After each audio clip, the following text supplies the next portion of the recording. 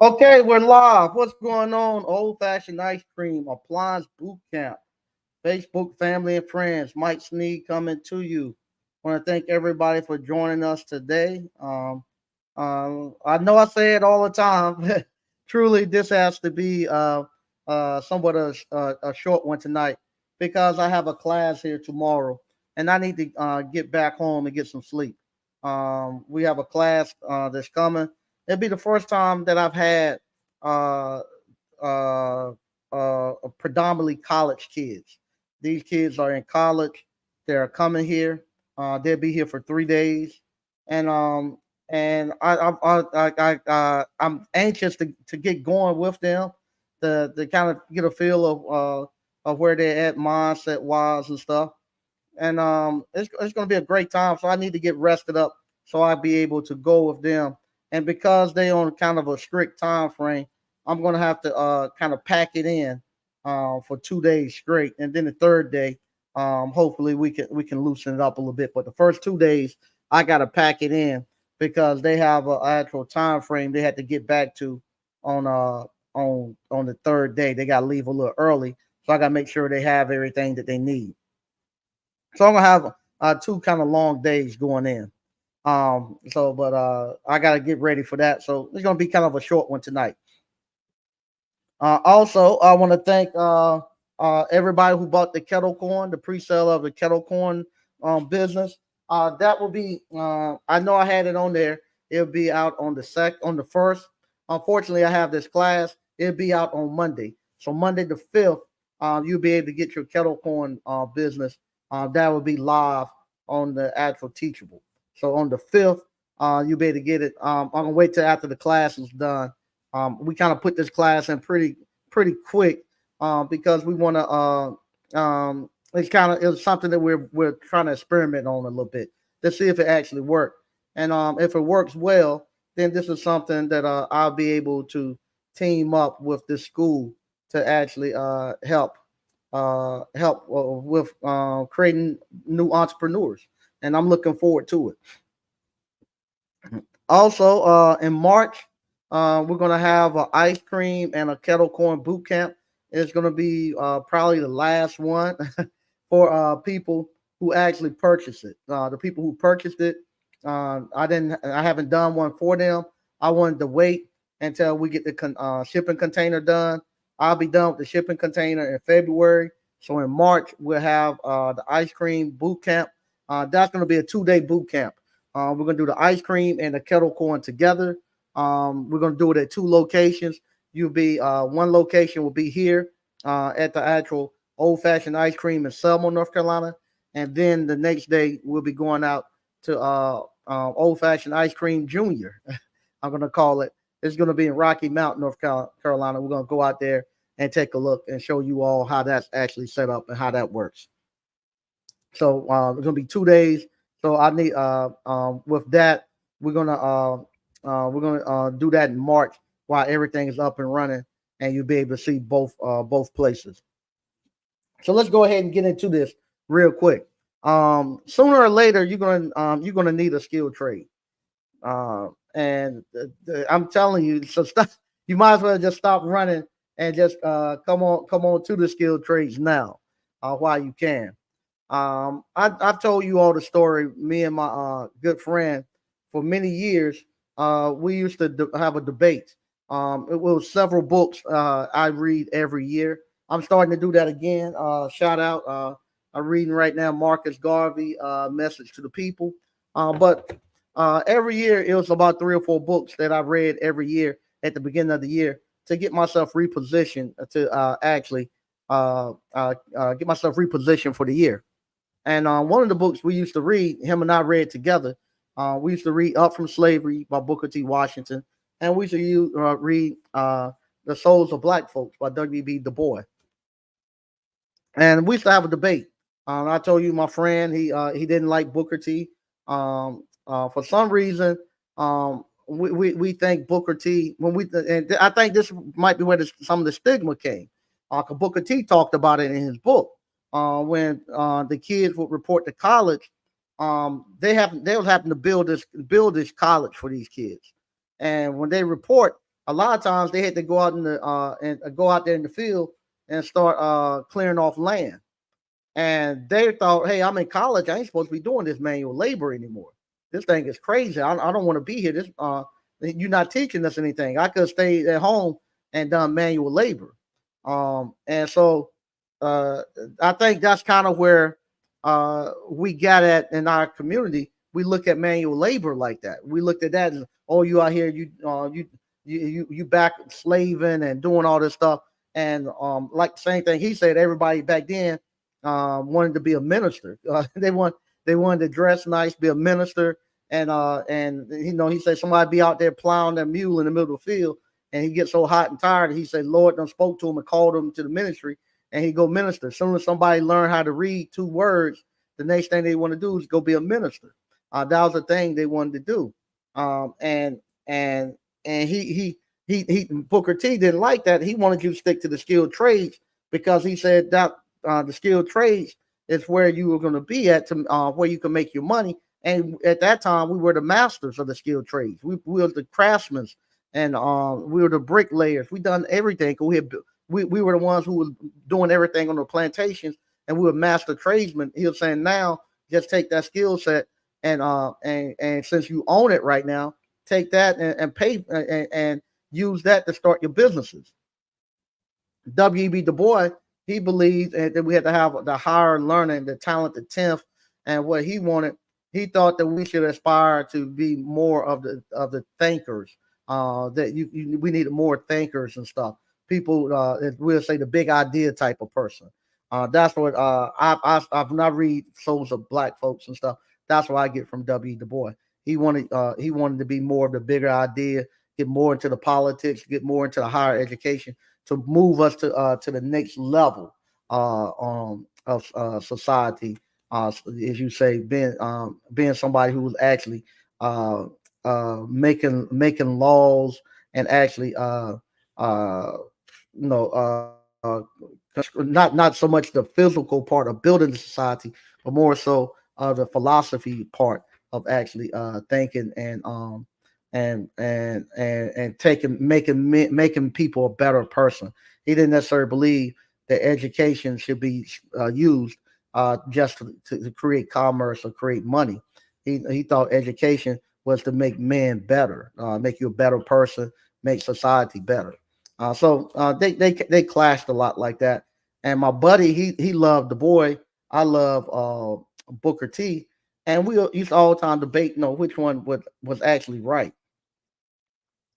Well, I don't know if we still it's still up to debate, but I can say now the people are coming back to the trades. They're coming back to the trades because you can't get away from it. I don't care what it is you try to do. If you want to be a governor or a mayor for the town or anything, you're gonna have the trades to build your town, to build your city. It's the tradesmen that's actually building this, building the little town that I'm in now. It's the tradesmen that done it. Um, you know, the people who jump started it and the people who still pushing it forward, they are tradesmen. They not investors that's coming in. The investors they come in they the second and third wave of people. The first wave of people is most of the time your tradesmen. We come in and we see something that we can get for a great deal of price. We buy it and we fix it ourselves. And once we fix it ourselves and get it moving, then the investors come. The investors come after that. The investors don't come in the first time. And if you go into your communities, the people who actually buying those houses and stuff, the first wave of people who come fix them up, a lot of times they DIYs the people doing it themselves. They come in and they buy it and for a cheap price. They figure they can't buy a house in North Raleigh for less than $500,000. They go out to Rocky Mount. They'll buy a house out there, for 15, 20,000, fix it up themselves and live in it. And once one or two of them get there and they start putting their flags and stuff up, it's a wrap. Then the investors come and start doing it. But the first one or two to come out there are going to be the tradesmen. And I don't know what other way you're going to be able to make money and earn money being broke unless you know the skilled trades. There's no way around it. The only way that I know that you can, if you're a broke person and you don't have any money and you gotta go make money, only way I know is the trade. Because I can then take my trade and go over to a place that actually have money, go to a high income area, and I can actually barter or trade my service, my trade for their actual money, and I can bring that money back. That's what I've been doing all my life, going over to North Raleigh, Cary, Glen Laurel, Flowers Plantation. People who had money grab that money, then bring it back, and I would actually give them a quality service that they wanted. And I don't know how you gonna how else you can do it. Now, I think one of the reasons people run from the skilled trades, because the skilled trades, you can't BS the skilled trades. No, you can't BS it. No, shout out if you listening, man. I'm not picking. It's just using it to state a fact. I have a gentleman. He calls me. He's a great technician. He calls me whenever he's stuck. He said, "Man, I'm stuck. I got this problem. Blah blah blah blah blah." I asked him, the first thing I asked him, "Have you put it in diagnostic mode?" No, I don't have the service manual. You gotta get the service manual. Hey, if you ain't got the service manual, ain't much. You're gonna be guessing. Put it in diagnostic mode, and he'll tell you what's wrong. And so with that, you that's why I say this, people don't like the skilled trades because you can't BS it. You can't just say, "Hey, I don't know what's going on with it. I done tried everything." It's just a simple thing. You have the service manual. No, I ain't got it. Hey, that's the first thing you need to do. And because you don't have a service manual, you didn't do your pregame. And because you didn't do your pregame, when you get out there to try to take on this appliance, it's gonna kick your butt. It's gonna do it every time. No, ain't nothing I can tell you. Because that's what I'm gonna have to do. I'm gonna have to go get the service manual and read it. Well, I gotta read it. You go get it, read it, comprehend it, and go. And eventually you'll get to a point of because every time you call, I ask the same thing. Do you have the service manual? No, go get the service manual. And and pretty soon, just you're gonna get to the point. I gotta get that service manual because that's what I gotta do. Anything else you're doing out there, you're just gonna be guessing. You're just gonna be guessing. And people don't like the skilled trades because there is a right and a wrong way. You know, if you don't know what you're doing, the refrigerator gonna let you know real quick that you don't know what you're doing. You know, and it ain't nothing that you can't say with the skilled trades. Oh, the reason they didn't want to pay me because I was African American. The refrigerator don't care if you're African American. They don't care if you LBGT. They don't care. The refrigerator don't care if you're an undocumented citizen. It doesn't care. If you can fix it, if it'll get fixed, and if you can fix it, they'll pay you. It takes all that BS out where people say, "Oh, they didn't do it because it don't work for me because I'm African American." No, it don't work for you because you're not pre gaming and you're not studying and you can't fix it. So that's why people don't like the skilled trades because you can't fudge it. You can't lie about it. It's not, and you get and with the skilled trade, especially with this appliance repair, you get almost instant input of how well you are. So these other places you go and they're gonna teach you a business. It you don't know if what they taught you work. It might be 5 years down the road before you figure it out. It don't work, and by the time you figure out it don't work, they don't figure it out it don't work, and they teaching you a whole new business. They try to sell you on a whole new business, and it didn't work for them. On this appliance repair and the skilled trades, you'll know within 2 to 3 weeks if this thing works for you. No, it don't take you that long to get a contract. It don't take you that long to go out there and find out if you can fix a dryer, fix a refrigerator. You'll know real quick if this stuff works. Real quick. And that's shout out.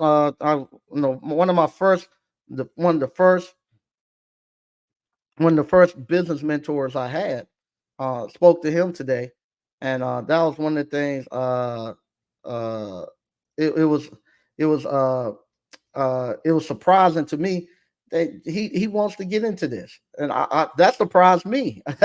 I was surprised. I'm happy too. We had a great conversation, and I'm actually surprised that that he thoroughly wants to get into the appliance repair business, and I'm happy to be able to assist him to do it, to take a look into it, and and to be able to show people how powerful this thing is.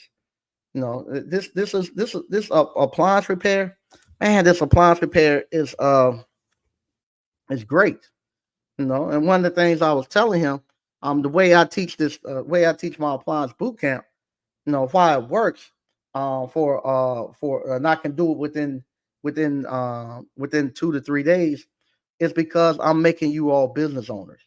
I'm not making you all technicians. A technician ain't gonna pregame. Um, they're not gonna pregame. They're gonna call the owner, or they're gonna call another technician, ask what's going on, tell me what he's doing. They ain't gonna pregame because they do that on they figure when they on the clock working for you, they work for you. And when they clock off, they working for themselves. They do what they want to for themselves. They don't care about that, because they're gonna put all the onus on you as the owner, or whoever owns the business, to be able to tell them how to fix it and stuff. They're not gonna sit there and study it.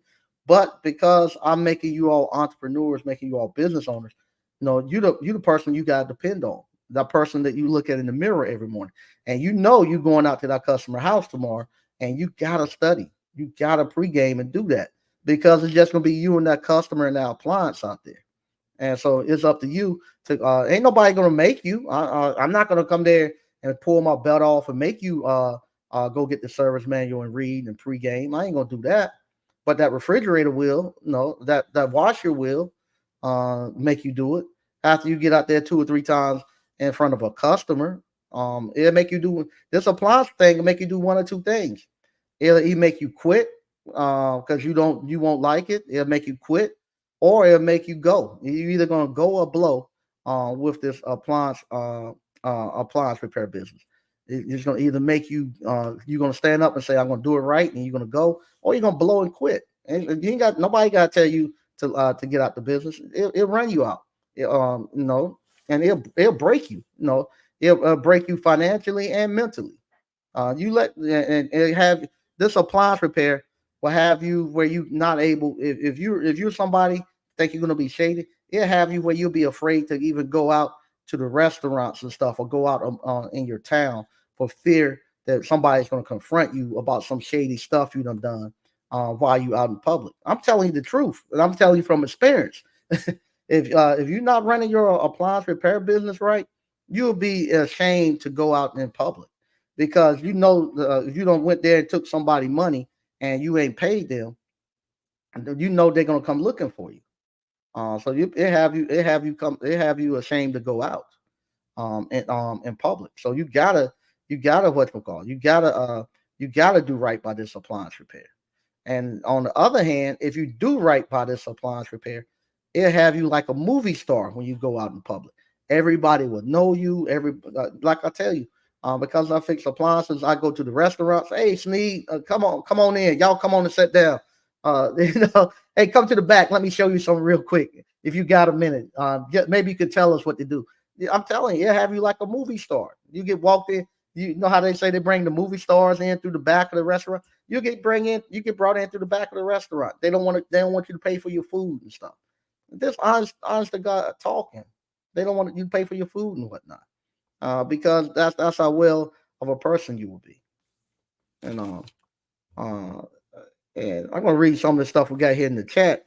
Then I'm gonna have to get out of here, because I gotta, like I say, I gotta get out of here because I gotta get ready for this class in the morning. Gotta get up a little early. Stoker Review said, "What's up, Mike? Hey, what's going on, Stoker?" Mike Campbell said, "What's up, Mike and ABC fam?" All right. Paul Brown, "What's up, Mike and ABC?" Okay. Patrick Young, "What's good, Mike? What's good, ABC fam?" All right. What's going on, Quentin Hodge? Say, "What's up, Mike and ABC fam?" Patrick Young. Yeah, Mike.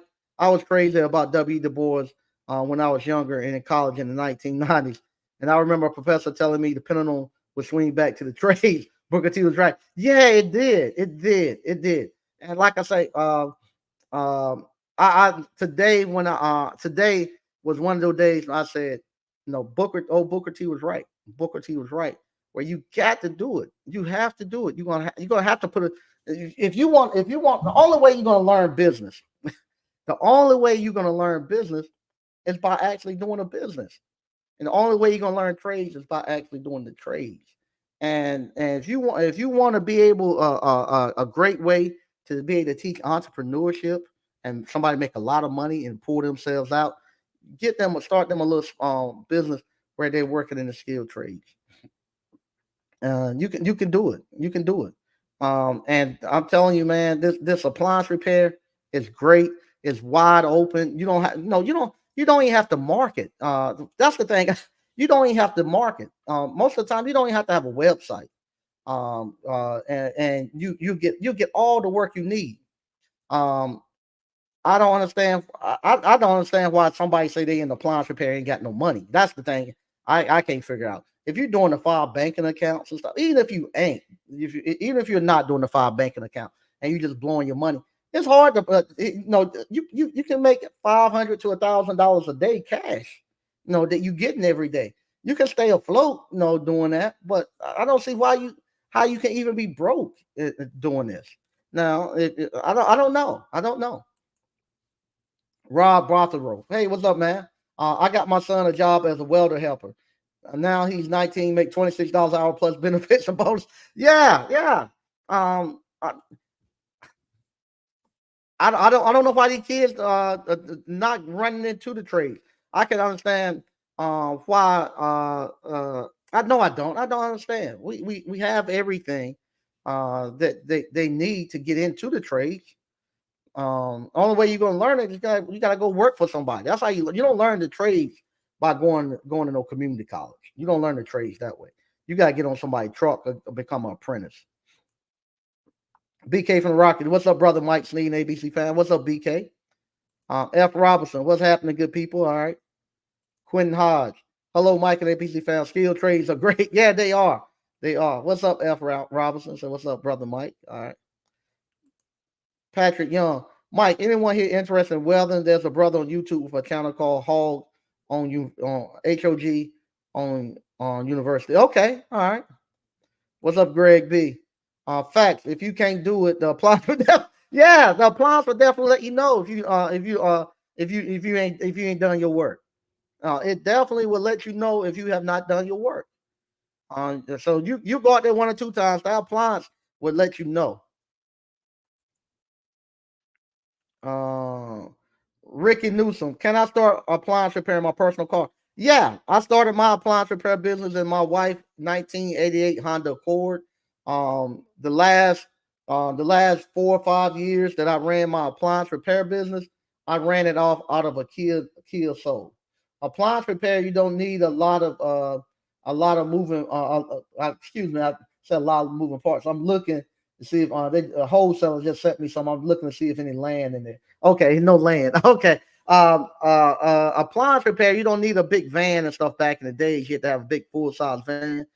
Because the parts and stuff are so small nowadays, you can just fit them inside of a regular car. So yeah, you can do them in your personal car.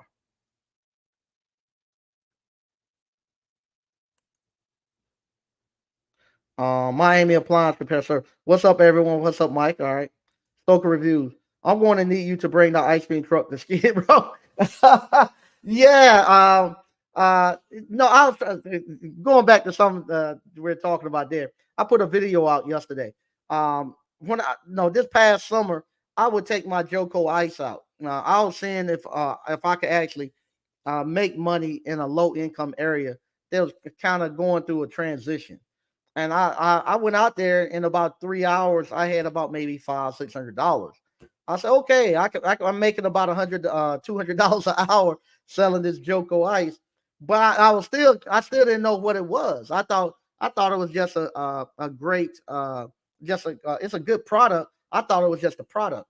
But from now doing a little bit more research and talking to some professionals, what they say happens, the same, I guess, neurons or whatever, whatever cocaine and opiums and stuff, sensation that they have on the brain, sugar does the same thing.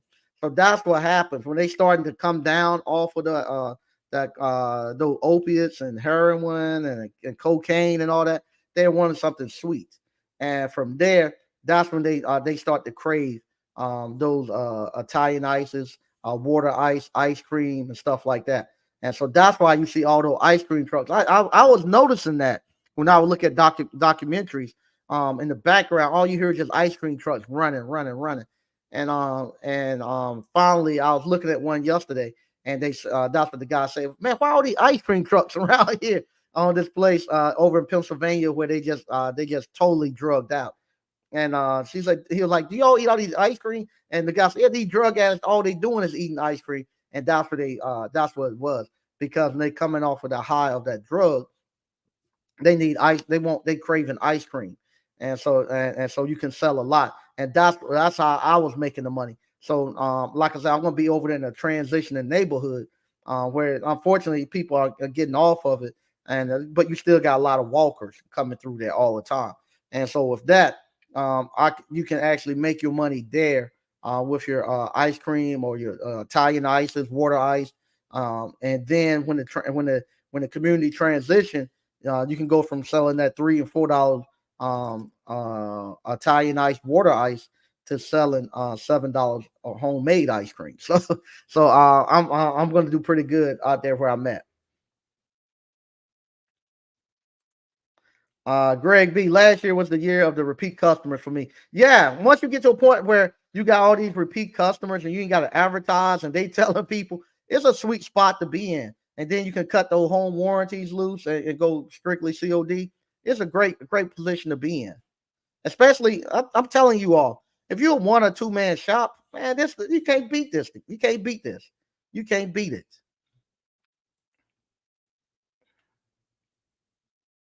Michael Campbell, getting the service manual for the appliance is necessary. Why go into something blind? You got to say, yeah, yeah. But people are doing it. They think they can still do it. But the appliance will let you know you ain't ready.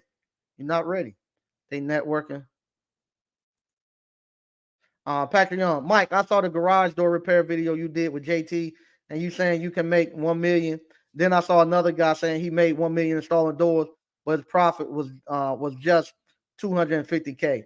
250K off $1 million. He must be talking about his the selling of the doors and all that stuff too. I don't know about that. If he's talking about gross sales, selling the doors, I'm not selling any doors. I'm just doing the repairs. Doing the repairs, yeah, you can make $1 million, but you're gonna need it's gonna be hard for you to do it by yourself.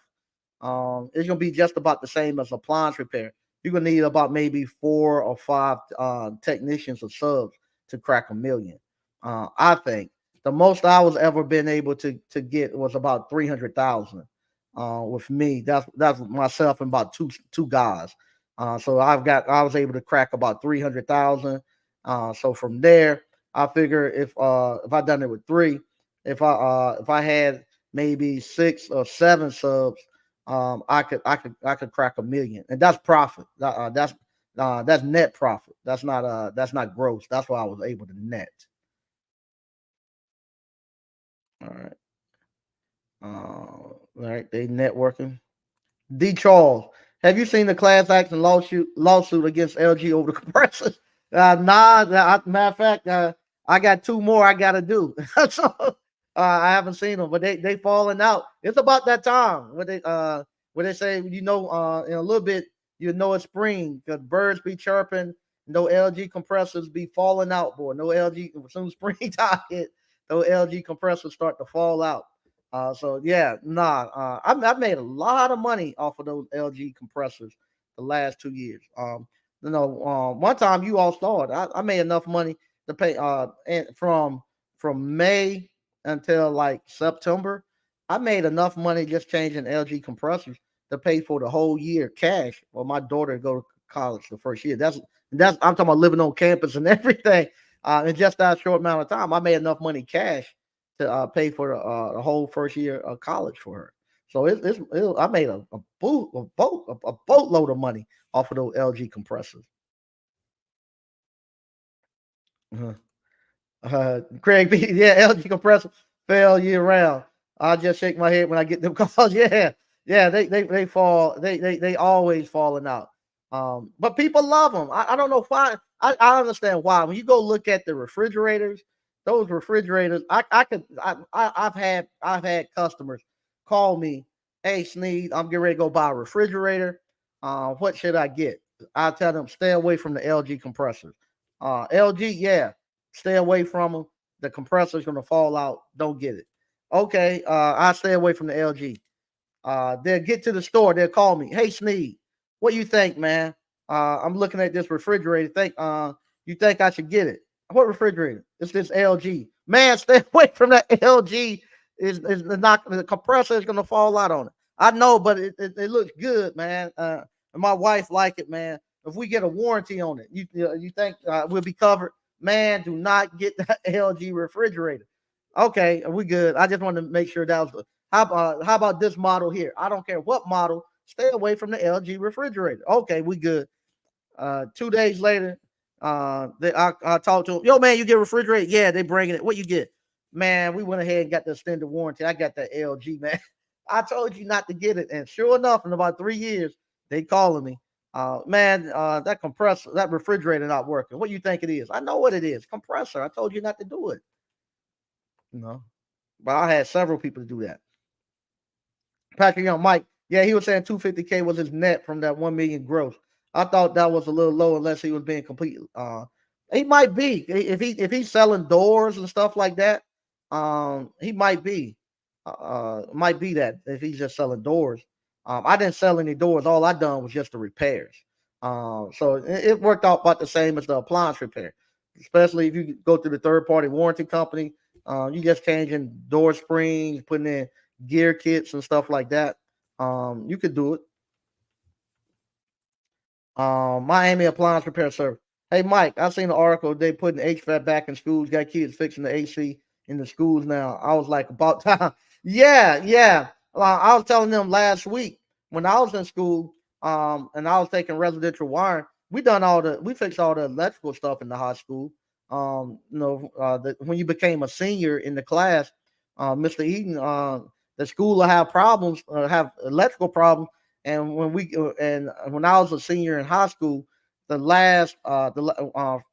the last 3 hours of the class, I took residential wiring. So when we got to class, Mr. Eden give you a little slip, tell you get a ladder and some tools. Hey, go check out this light fixture. They want to change the light here. They want to do this here. They go over there go to the go to they're doing this math quiz thing one time when they wanted no like you they wanted to have a board in front of each person, and if you hit the button, whoever hit the button first, their light turn on. And to do like this math quizzes and stuff. So the math teacher asked Mr. Eden if we could build him up something like that. So when they go have these math contests, that they hit the button, it'll light up, and that person get the answer. And Mr. Eden tells us, yeah, go over there and see what he's talking about, and see what you see, and see if y'all can make him something. And we did. We went there, and I remember we done it with a relay controllers and stuff, and PLC relay controllers and stuff. And if you hit the button, it was just a regular little light bulb that turn on, and you'll know which person hit the bulb first. So yeah, we done that. Um, so all right, I'm getting ready to get up out of here. It's a little bit like 8:30. I want to thank everybody for watching. Like I say, tomorrow we'll have college kids. I'm anxious to talk to them to see just to get a feel of where they at mentally and their view on entrepreneurship and stuff. We're gonna have two father and sons going to be here with us too. So I'm happy to see that where they're going to be coming in, and we're gonna have an actual classroom field, and I'm happy, and we're gonna get this thing rolling. Once again, Stoker reviews. How much for the ice cream course? The ice cream course, I think it's just going to be 500. That's what I'm looking at. It'd be $500, and it'll be a 2 day course. And from there, you'll be able to come to the hands-on live, and you'll be able to see the event. Be able to go out and look at the shipping container. I show you all how I find the properties. You also get to do kettle corn, and you'll be able to make some ice cream and see how the ice cream works. So, what's going on, DCNL? So, what's going on, Mike and ABC fan? After this class right here, after I get a feedback from the school, see how they like it, see how they go. We might do something where they might be sending about they want to send every month about maybe 10 kids through here. So we'll see how this goes. This is the first one. If that runs well, uh, no, I might have something special for you all who wants to get into the appliance boot camp, and they're gonna have kids. From what I understand, they have this program is going to be not only in North Carolina, but they're gonna have same program set up in Washington D.C., set up in Dallas, Texas, and they will actually funnel kids. Those kids they get to choose several different businesses that they would like to actually own and operate, and from there, they whoever chooses to do the appliance repair, they'll send them down here to the appliance repair, and I'll be able to teach them. So that's where we're looking at, and I hoping it'll go well. So this will be the first kind of run. We'll see. It's gonna be a practice run. We'll get feedback from the kids, see how it goes, and then we'll let you know if that works out. Then I might be able to get some of you all in for some special prices. If they're gonna have a commitment where they're coming through every month. Some stuff if they like this time they were gonna have 10, but it ended up with like either 6 or 7 that they had. So with that, I was able to get these two fathers and sons that had been calling me. I was able to get them in up under their program and let them get in for a great price. So we'll see how it goes. If that continue to work, if they get to a point where they don't have enough to fill out their 10, and we're doing it, then I can get you all in up under the same price that get you up in on a great price because they're footing the bill for it. So it'll be good. So once again, can't wait to do this tomorrow. See the young men and that's coming, and I'll be back on Thursday. On Thursday, I'll be back and let you all know how it went. All right, talk to you later. Bye bye.